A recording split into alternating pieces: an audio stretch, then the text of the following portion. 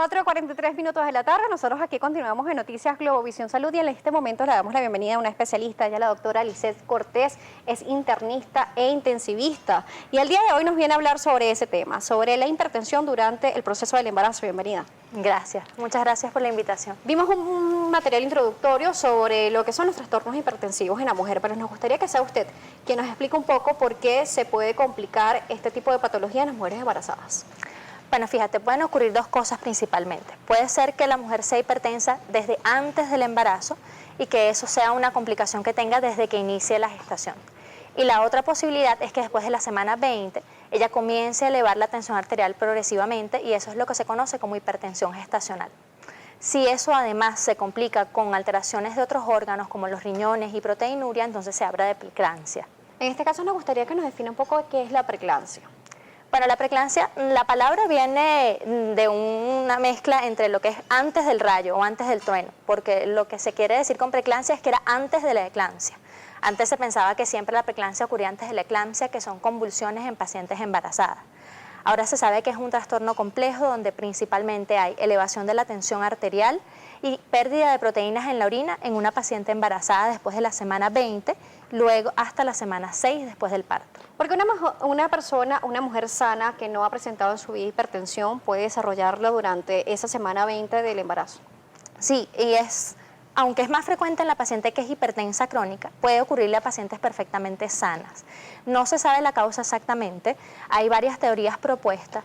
Normalmente luego que se une el espermatozoide con el óvulo y se empieza a formar la placenta después de la primera semana, a la placenta le van ocurriendo cambios, ella va madurando. En la paciente con preeclampsia, los vasos sanguíneos no maduran de la manera correcta, no se dilatan y eso hace que se produzca una respuesta inflamatoria que empieza a elevar la tensión arterial. ¿Qué pasa entonces en esa semana 20? ¿Cuál es el proceso de desarrollo? ¿Qué es lo que va pasando en esa semana? En esa semana, en la paciente normal que no tiene preeclampsia, las arterias de la placenta se distienden, captan mucha más sangre, no hay ningún problema desde ese punto de vista. En la paciente que tiene preeclampsia, esas arterias están contraídas y se empieza a producir inflamación que produce que todas las arterias se contraigan, se eleve la tensión arterial y todas las arterias a nivel de hígado, de corazón, de cerebro, de retina se contraigan y empieza a haber daño de órgano blanco.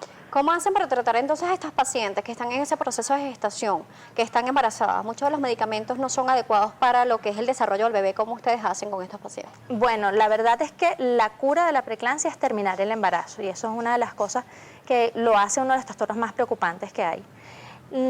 Lo que es bueno o afortunado es que en 9 de cada 10 pacientes con preeclampsia, esto pasa después de la semana 34, estamos cerca del término y podemos terminar el embarazo sin tantos riesgos.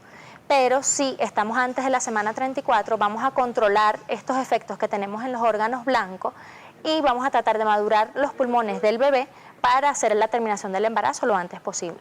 ¿Cómo hacen para controlarlas? Lo que tenemos básicamente es un arsenal bastante pequeño de medicamentos para controlar la tensión arterial, que disponemos de algunos, el más conocido es el Aldomet, también podemos usar bloqueantes de calcio. Normalmente las pacientes con preeclampsia se hospitalizan, por lo menos hasta estar seguros que la madre está estable y que puedes administrar medicamentos para madurar los pulmones del bebé. Si en algún momento la mamá se deteriora, entonces se decide terminar el embarazo independientemente de que no se haya llegado al final del mismo. Pero en este caso hacen que el nacimiento se dé. Ustedes hacen algún tipo de cesárea, ¿no? Sí, es cesárea, aunque realmente la preeclampsia no es indicación de cesárea, sino de terminación del embarazo. Si es posible hacerlo por parto, se hace por parto. Un parto inducido, entonces. Un parto inducido, correcto. En este caso, entonces ya vemos que ustedes hacen este tipo de control con estas pacientes. Usted indica que la preeclampsia se termina al momento que ya la mujer da a luz. ¿Quedan algún tipo de secuelas después que esta madre trae al mundo a su hijo? Bueno, una de las cosas más interesantes es que no termina el riesgo en el momento del parto. Todavía hay riesgo hasta un mes después por toda la inflamación que se ha producido, inclusive en pacientes que no tuvieron síntomas durante el embarazo. Y luego sí, tenemos más de 4 veces el riesgo de que esa señora que tuvo preeclampsia embarazada sea hipertensa después. Y tenemos 2 veces más riesgo de que tenga hipertensión arterial, infartos, inclusive enfermedad cerebrovascular. Entonces lo ideal es que la paciente que tuvo preeclampsia vaya a su control médico anual con un internista o con un cardiólogo para que siempre esté vigilando su salud cardiovascular. Me llama la atención que usted indica que también se pueden afectar algunos órganos. En este caso, el riñón puede ser uno de los mayores afectados durante este proceso de preeclampsia en la mujer embarazada. El riñón es uno de los órganos que te dice que lo que está ocurriendo más que hipertensión gestacional es preeclampsia, porque empieza a eliminar las proteínas de manera anormal. Y eso hay que vigilarlo después del parto hasta por 12 semanas. 1 de cada 10 pacientes sigue con problemas renales después de la preeclampsia y tiene que ser controlada por un nefrólogo. Estamos hablando sobre lo que pasa con la mujer, pero ¿qué pasa con el bebé en el momento de su gestación cuando la mamá tiene preeclampsia? Bueno, en general, la naturaleza muy sabiamente prefiere al bebé que a la madre y lo protege de alguna manera. Aunque la preeclampsia, cuando no está controlada, puede ser riesgo de que el niño tenga bajo peso, de que se produzca un parto prematuro o de que hayan complicaciones como desprendimiento placentario o ruptura de membranas que se agregan a esa complicación.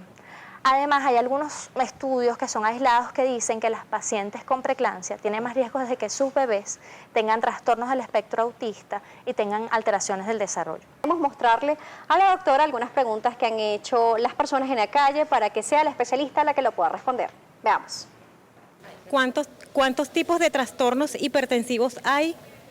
¿Todas las mujeres pueden sufrir este tipo de trastorno? Vemos estas dos preguntas que hacen estas dos mujeres en la calle. Nos gustaría conocer su posición. Fíjate, con respecto a cuántos tipos de trastornos hay, aproximadamente son 4 si los clasificamos. Primero, que la mujer sea hipertensa crónica, o sea, que ya tenía hipertensión antes de la semana 20 o que la tenía después de las 12 semanas del posparto. Que tenga hipertensión gestacional, o sea, que la empiece a desarrollar después de la semana 20 sin ninguna complicación. O que tenga también pérdida de proteínas en la orina y eso sería preeclampsia, que es el tercer tipo. Y existe la complicación más grave, que es la hipertensa crónica, que se agrega a la preeclampsia. Muy bien, doctora. Con respecto a, y disculpa que te interrumpa, a la otra pregunta, que era si todas las mujeres pueden presentarlo, sí, puede pasarle a todas, inclusive en países como el nuestro, que están en vías de desarrollo, ocurre en 1 de cada 5 embarazadas, o sea que es alto.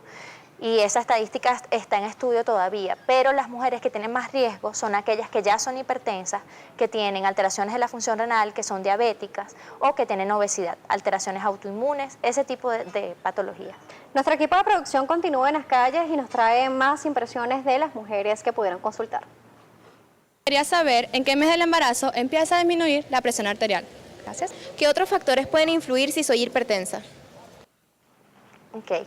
Primero, la tensión arterial, como parte de lo que es la adaptación del cuerpo de la madre al embarazo, comienza a disminuir desde las primeras semanas, pero se observa en consulta ya al final del primer trimestre. Se hace más acentuado en el segundo trimestre, pero probablemente lo que la señora quería preguntar, más que si en qué momento disminuye, es en qué momento comienza a aumentar. Empezamos a hablar de hipertensión gestacional después de la semana 20, porque en general el embarazo es un estado que se caracteriza por una tensión arterial baja. La otra pregunta, que se refería a qué otros factores de riesgo hay si eres hipertensa, es todos esos factores cardiovasculares que tienen las mujeres en general. Por ejemplo, obesidad, sobrepeso, sedentarismo. La embarazada puede hacer ejercicio y tiene que saber que es factible hacerlo de manera moderada. El tabaco, el cigarrillo es muy importante y puede aumentar el riesgo de complicaciones. Y la diabetes mellitus. En este caso también me gustaría conocer cuál es el tipo de alimentación que debe tener entonces esta mujer embarazada que pueda presentar estos problemas hipertensivos, doctor. Anteriormente se recomendaba una dieta baja en sal. Eso actualmente está en discusión. La alimentación debe ser básicamente balanceada. La alimentación de la embarazada va a depender sobre todo de la cantidad de peso que le recomiende su médico obstetra que debe ganar. Pero debe incluir una proporción balanceada de carbohidratos, de grasas y de proteínas, evitando grasas saturadas y sobre todo pues la recomendación que se le hace a todas las embarazadas, evitando consumir alimentos en la calle o muy condimentados con la posibilidad de que existan infecciones agregadas. En este caso, con estas recomendaciones alimentarias que usted nos hace, doctora, ¿qué otras recomendaciones hacen específicamente, no solamente con las mujeres embarazadas, sino que las que presentan este tipo de patología durante el embarazo? La recomendación durante el embarazo, los controles se hacen más seguidos. Dependiendo de los valores de tensión arterial, es probable que se indique algún medicamento para disminuirla. La paciente tiene que continuar haciendo ejercicio, llevar una dieta balanceada, evitar fumar, manejar adecuadamente el estrés. Y después del parto, debe por lo menos acudir a consulta 1 semana después del parto, 4 semanas después, y se sugiere que por lo menos 1 vez al año de por vida, porque el hecho de haber tenido preeclampsia aumenta su riesgo de tener preeclampsia otra vez y de tener hipertensión arterial ACV o infarto en el futuro. ¿Cuáles son las personas o los especialistas encargados de evaluar a esta madre durante este proceso? Inicialmente el obstetra, que es el que va como que el médico de la embarazada. En el momento en que él hace el diagnóstico de hipertensión arterial o de preeclampsia, se apoya principalmente en internistas, que nos encargamos de la embarazada, o en cardiólogos, que son los que pues también están especializados en el manejo del sistema cardiovascular. Es ese trío, y también el pediatra en el momento del parto, que se va a encargar de ese bebé que es especial por ese factor de riesgo. ¿Cuáles son los estudios que le hacen tanto a la madre como al niño durante este proceso?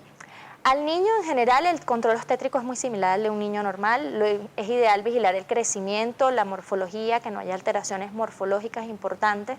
Y a la madre se inicia haciendo un panel de laboratorio básico para ver cómo están los órganos que te comentaba que se podían afectar. Por ejemplo, un perfil hepático, se hacen estudios cerebrales si hay síntomas de alteración neurológica, se va midiendo la presión arterial inclusive de forma diaria, el examen de orina se va haciendo control periódico para vigilar la proteinuria. Si se observan complicaciones es que se hacen estudios más profundos de cada sistema. Muy bien, doctora. Hemos llegado al final de acá de Noticias Globovisión Salud. Nos gustaría saber a través de qué número, a través de qué redes sociales las personas se pueden comunicar con usted.